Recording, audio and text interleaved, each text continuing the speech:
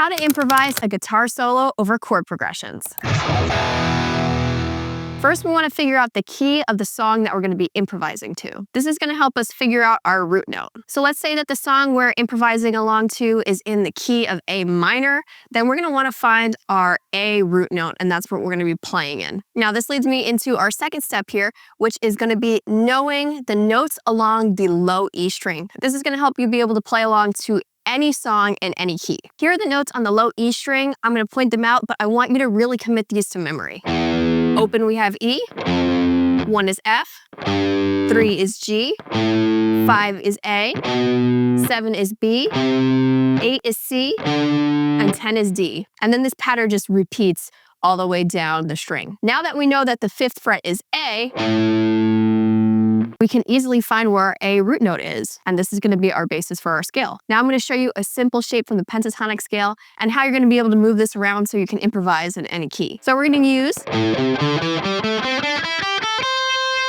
our G pentatonic shape. We're going to start out by playing 5 on the low E, then we have 8 on the low E, 5 on the A, 7 on the A, 5 on the D, 7 on the D, 5 on the G, 7 on the G, 5 on the B, 8 on the B, 5 on the high E, and then we have 8 on the high E.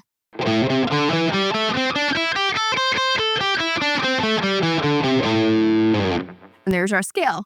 We can hit all of those notes in the key of A minor, and they're all going to sound great. Now, the first note that we played on is going to be our root note. So as long as we know the key of the song, we start on the correct root note, and it's going to be in key every single time. So say we're playing in D, we're going to go up to the D note. Say we're playing in D minor, we're going to go up to the D note and play all the way up the scale, and all those notes are going to sound right. Now, if you're playing in a major key, the way that you're going to find your major root note, say the song is in A major, if you move 3 frets down, 1, 2, 3, you play the same exact shape,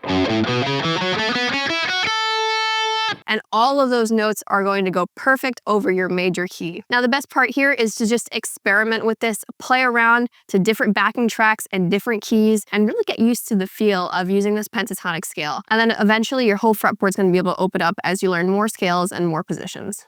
If you have any other guitar-related questions you want the answer to, send me a message using the link in the description box. I'd love to hear from you.